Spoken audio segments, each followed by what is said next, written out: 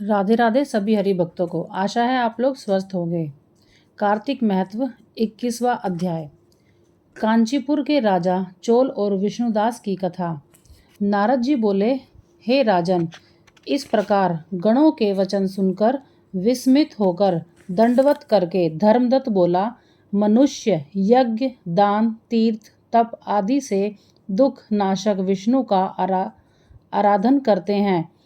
उनमें से विष्णु को प्रसन्न करने और समीपता देने वाला क्या ऐसा कोई पूजन है जिसे करने से यज्ञ आदि सफल हो जाएं?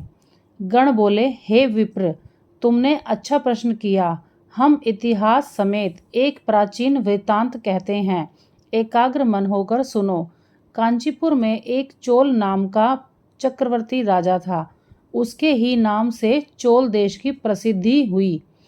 उस राजा के राज्य में कोई आदमी दरिद्री, दुखी, पाप बुद्धि और रोगी नहीं था। अनेकों यज्ञ करने वाले यशस्वी उस चोल के स्वर्ग यज्ञ स्तंभ में ताम्रपर्णी नदी के दोनों किनारे चैत्र रथ अर्थात कुबेर के वन की तरह शोभित हुए। एक समय वह राजा अनंत शयन नाम के स्थान को गया, जहाँ की योग माया के साथ विश्वपति भगवान विष्णु शेष शैया पर शयन करते हैं। वहाँ उसने लक्ष्मीपति विष्णु भगवान का मोती आदि रत्न मणि और सुंदर स्वर्ण के फूलों से पूजन किया। पश्चात पृथ्वी में दंडवत प्रणाम करके वहीं बैठ गया। तत्पश्चात हाथ में तुलसी और जल लिए हुए कांचीपुरी में रहने वाले एक विष्णुदास नाम के ब्राह्मण को वहां आकर ब्रह्मसूत, सहस्त्र शीर्षा आदि मंत्रों से भगवान को स्नान कराते हुए तुलसी मंजरी, तुलसी पत्र से विधि पूर्वक पूजन करते देखा। भगवान के ऊपर ब्राह्मण ने के तुलसी दल चढ़ाने से राजा की पूजा के वह रत्न ढक गए। यह देख राजा कुपित होकर बोला, हे ब्राह्मण, मैंने यह माणिक और स्वर्ण से पूजा की है, वह तुलसी पत्रों से तुमने क्यों ढक दिया है? मैं जानता हूँ तू विष्णु की भक्ति नहीं जानता है, तू ढोंगी है, जो तूने मेरा अत्यंत शोभायुक्त पूजा को ढक दी है। तब वह ब्राह्मण राजा के गौरव को तुच्छ समझकर बोला, हे राजन, तू भक्ति नहीं जानता, तुझे राज्य लक्ष्मी का घमंड है। बताओ, तुमने पहले कितना विष्णु का व्रत किया है?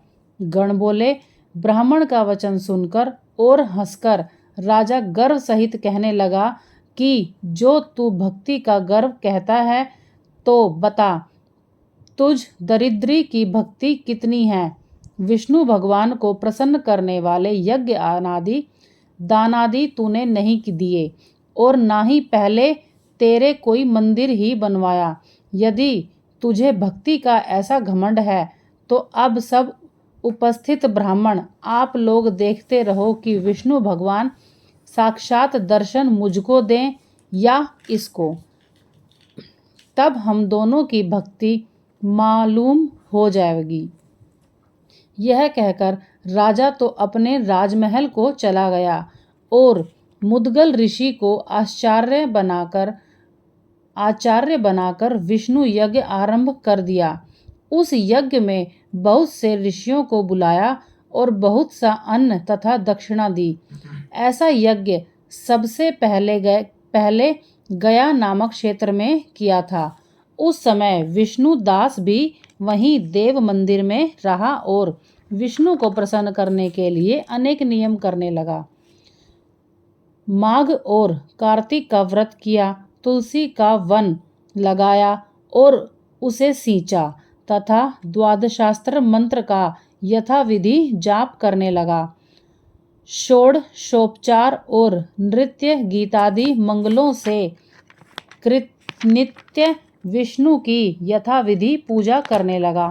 वह पहले फिरते भोजन तथा शयन करते समय सदा विष्णु को स्मरण करता रहा और समदृष्टि होकर सब में विष्णु को ही देखता रहा।